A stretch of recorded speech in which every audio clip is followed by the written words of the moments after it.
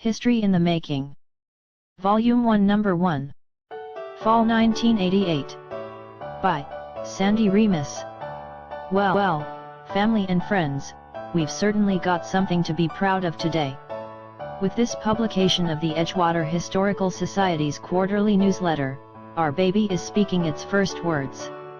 It seems like only yesterday, back in the fall of 1985, when a gleam in the fatherly eye of Lakewood Balmoral Residents Council, LBRC, inspired the idea for a September '86 house tour to raise funds for an Edgewater Historical Society.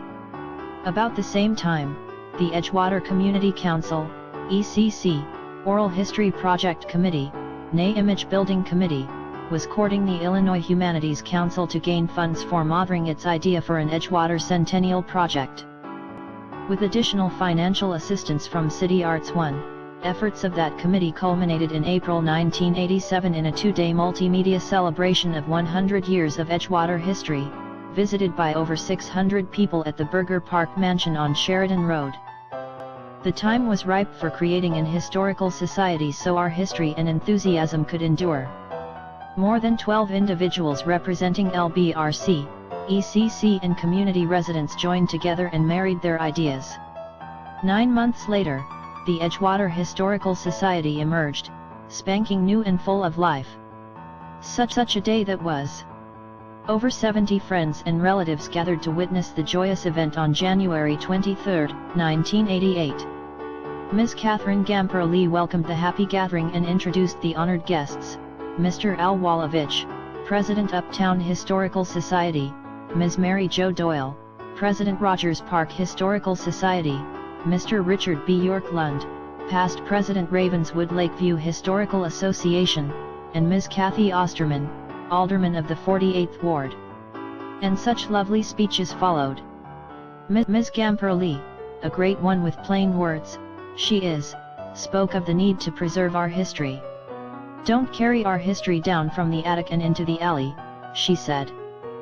Alderman Osterman told of her commitment to the Edgewater area since the 1960s when she lived on Sheridan Road with 3 girlfriends. Mr. Bjorklund, a former editor of Lerner newspapers who grew up in Edgewater and always tells such interesting stories, the man is a veritable encyclopedia of facts, figures, and anecdotes, admonished us to thoroughly research the validity of information we publish. The purposes of history and our legacy to future generations are ill-served by those who mislabel hearsay or personal theory as fact. Dick also urged that we make preparations for celebrating, in June of 1989, the 100th anniversary of Chicago annexing land, including Edgewater, of more than twice its size, thereby becoming the second largest city in the nation overnight. On that propitious note, Sister Mary Kramer moved that we found the Edgewater Historical Society for the purpose of 1. Involving the community in the research, documentation, collection, and preservation of Edgewater history. 2. Promoting the study, sharing, and enjoyment of that history. And 3. Promoting the preservation of landmarks and historical structures. The vote carried unanimously. The baby had arrived. We sat in awe for a moment or two before realization set in and the room absolutely erupted in applause. A sense of responsibility for the care and nurturing of the infant demanded that a committee be named to prepare articles of incorporation and bylaws. It was also declared that all who joined the society in the first year be known as charter members. Only then did someone remember to pass out the cigars. Ms. Doyle commented on the Rogers Park Historical Society's close association with Edgewater and its projects, and presented the newborn with a congratulatory certificate. Ms. Annette Schroeder, President of ECC, and Mr. Jack Markowski, ECC's director, were acknowledged and thanked for their support. Claire Conley, Kathy Gamper-Lee, Betty Mayen, Sandee Remis and Lori Reynolds were similarly recognized for their work on the Oral History Project by Sister Mary Kramer, chair of that historic group. Sister Kramer, who was in Mundeline's first freshman class in 1930 and currently directs the Center on Aging at the college, encouraged us to preserve our history by recording it now, before it is too late.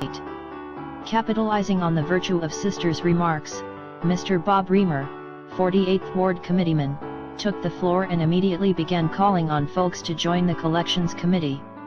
Talk about spirit and excitement. That man has plenty.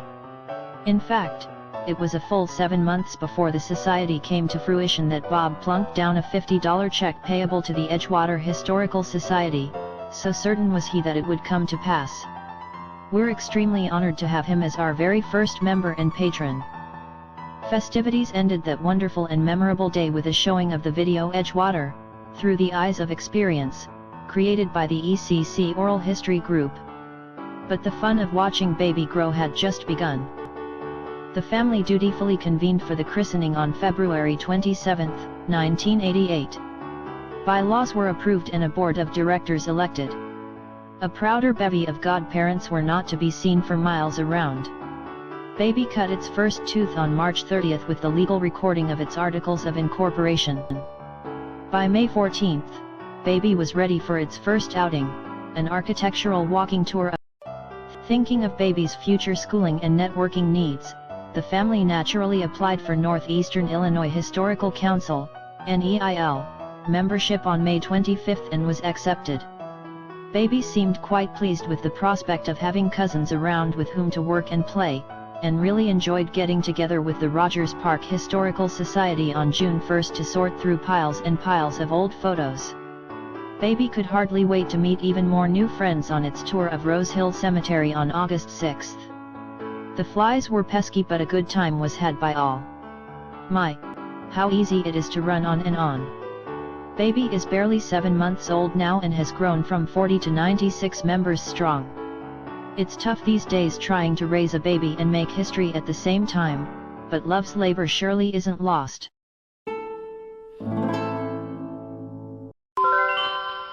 Thank you. I'm Tom Dwyer, and this has been a Red Raven Productions.